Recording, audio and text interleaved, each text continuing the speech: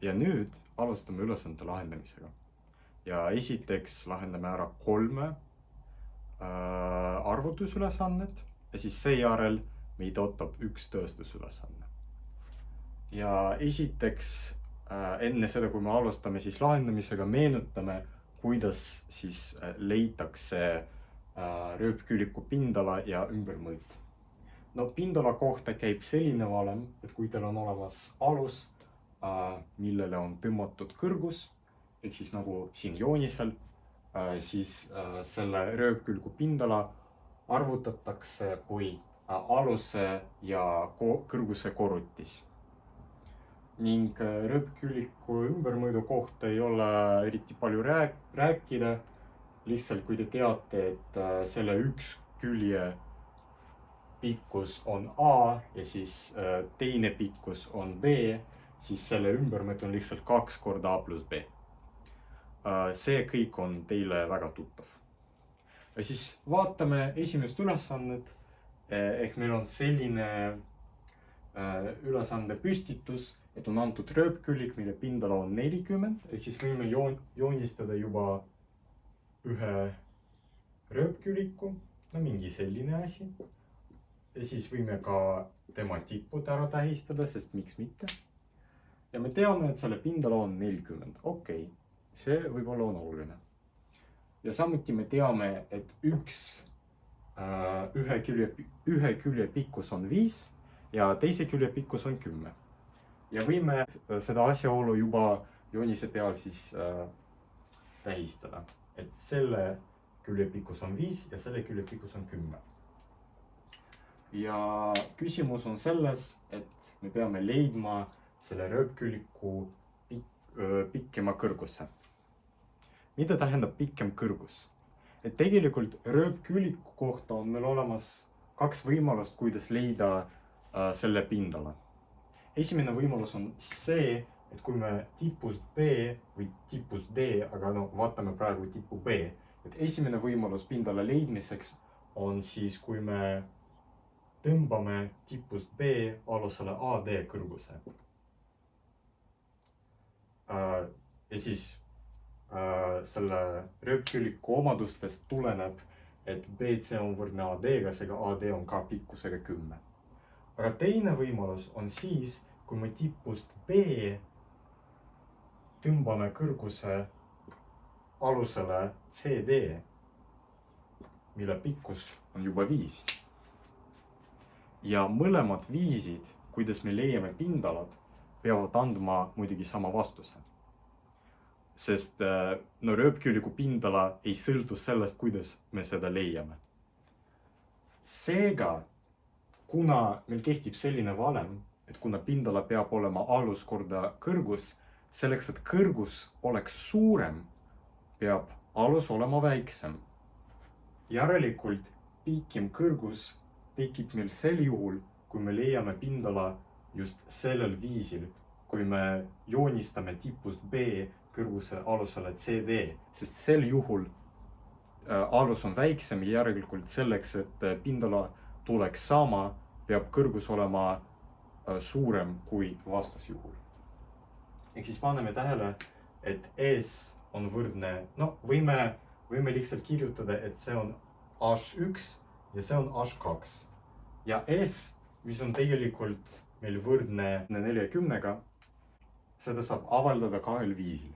Esiteks on see võrdne 5 korda H1 ja teiseks on see võrdne 10 korda H2. Ja kuna need mõlemad asjad peavad omavahel võrduma, siis H1 on tõepoolest suurem kui H2. Siis tegelikult me võime sellest üldse ära unustada ja keskenduda ainult sellele võrrandile, mis meil siin tekib. Ja siit on väga lihtne näha, et H1 peaks võrduma meil 8-ga. Järelikult vastus sellele ülesandele on 8. Teine ülesanne, mida me praegu vaatame, on järgmine. Et selle püstitus on selline, et meil on antud rööpkülik ABCD ja selles rööpkülikus kehtib, et AB on võrdne BC on võrdne BD. Ehk meil on siis 3 võrdset lõiku selles rööpkülikus. Ja ülesanne on siis selline, et me peame leidma selle rööpküliku nurgad. Okei, teeme joonise. No, mul on joonis siin juba tehtud. Ja sellel joonisel on just ära märgitud see lõikude võrdsus. Ehk me teame, et AB on võrdne BD on võrdne BC-ga. Ja me peame kuidagi selle informatsiooni põhjal leidma siis selle rööpküliku nurgad. Ja kuidas me seda teeme? Üldiselt minu soovitus teile, kui te lahendate mõnda planimeetria ülesannet, siis üritage lihtsalt uurida joonist. Et üritage vaadata ja võib-olla te näete midagi huvitavat selle joonise peal ja võib-olla see huvitav tähelepanek viib teid ülesande lahendamiseni. Ja sel juhul küsime sellise küsimuse, et mida me teame rööpkülikust. Et okei, me teame, et küljed on paralleelselt. See võiks olla väga kasulik, kuna me peame kuidagi nurkasid arvutama. Aga sellest ei piisa, sest me ühtegi nurka praegu ei tea. Järelikult me peame kuskilt võtma maagiliselt mingi nurka, et siis hakata edasi neid nurki kõiki arvutama. Ja siis kuidas me seda teeme? Aga meenutame, et meil oli selline omadus, et rööpküliku vastasküljed on omavahel võrdsed.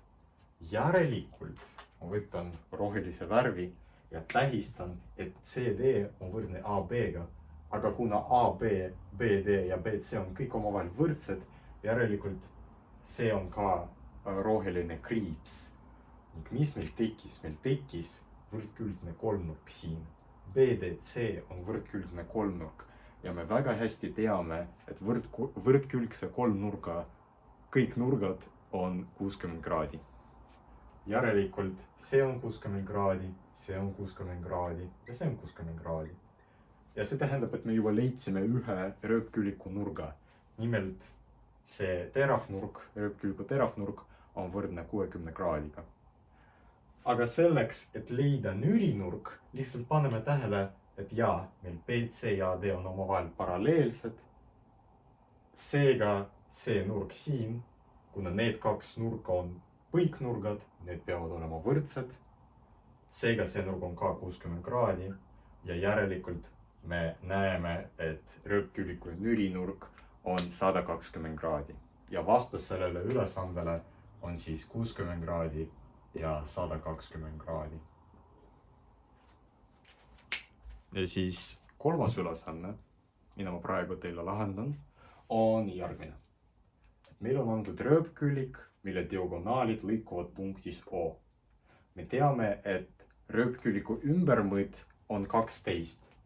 Ja praeguse ülesande lahendamise jooksul ma kasutan sellist tähistust, et ma tähistan, et PABCD on 12.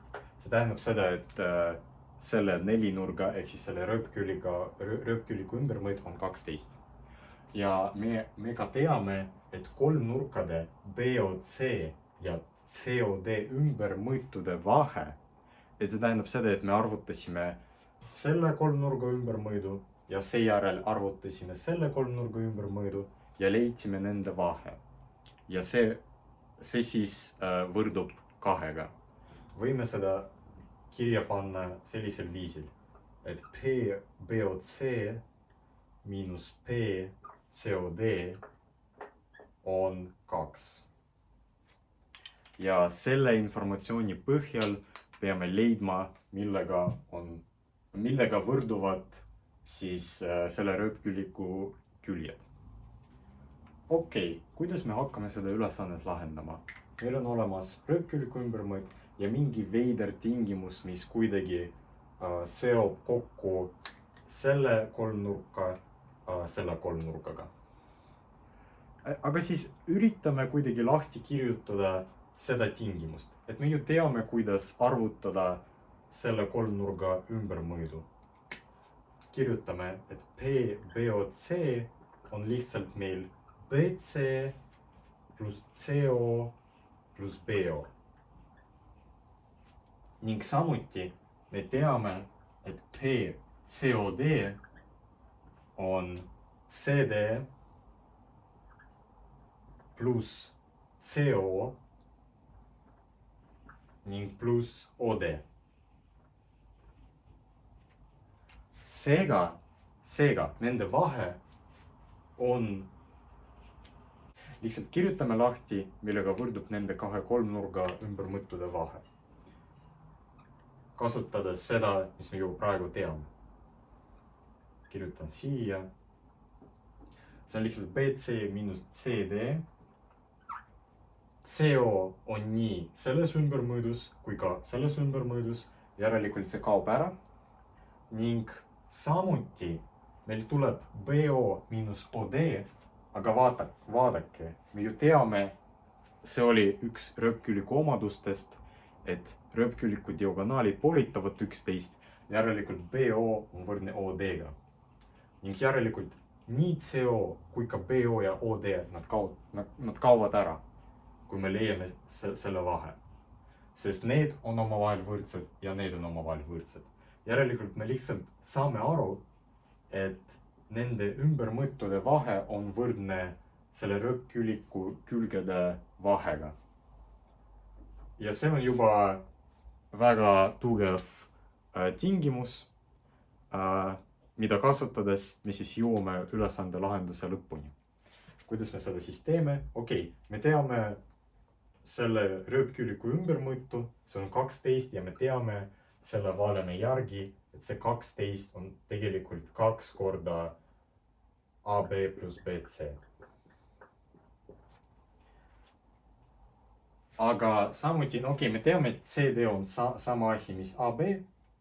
Järelikult me võime selle asemel kirjutada, et 2 on võrdne BC miinus AB. Meil on lihtsalt võrrandisüsteem, kus on 2 muutujat ja seda te võite iseseisvalt lõpuni lahendada. Ma lihtsalt näitasin teile seda ideed ja see idee oli siis ära kasutada see fakt, et diagonaalide lõikepunkt, see poolitab mõlemat diagonaali. Ja seda kasutades me lihtsalt saame aru, et see tingimus, mis oli küll väga veider, aga tegelikult seda tingimust saab tõlgendada kui lihtsalt rööpkülliku külgede vahe. Ja siis viimane asi, mida ma tahtsin teile selle tunni raames jutustada, on üks väga tore fakt, millest üldse, ma arvan, koolis ei räägita, aga see on väga ilus ja samas kasutav. Te ei leia ühtegi rakendust sellele faktile, aga muidu see on väga ilus ja imelik. Ja see seisnebki selles, et kui me võtame mingi rööpkülliku ja tähistame tema tipud ABCD nagu tavaliselt ja joonistame kõik selle rööpkülliku nurgapoolitajad. Et tõmbame selle nurgapoolitaja, selle nurgapoolitaja, selle nurgapoolitaja ja selle nurgapoolitaja. Ja tähistame kõik lõikepunktid, mis tekkisid selle protsessi käigus ka tähtedega. Et olgu K nurga A poolitaja ja nurga B poolitaja lõikepunkt, olgu L siis nurga B poolitaja ja nurga C poolitaja lõikepunkt, olgu M nurga D ja C poolitajate lõikepunkt ning lõpuks olgu N nurga D ja nurga A poolitajate lõikepunkt. Ja siis osutub, et see nelinurk, mis siin tekib, kuna ma mitte väga täpselt joonistan, siis võib-olla ei ole näha, et see nelinurk tegelikult on alati ristküllik. Et kõik need nurgad siin on täisnurgad. Ja miks see on nii, ma pakun teile iseseisvaks mõtlemiseks. Et üritage tõestada või kui teid hirmutab see sõna, siis üritage näidata, et siin tekkiv nelinurk on tõepoolest ristkülik. Ja need olid siis kõik ülesanded ja kõik faktid, millest ma tahtsin teile täna rääkida. Loodetavasti saite midagi uut teada ja edu teile ülesande lahendamisel. Nägemist!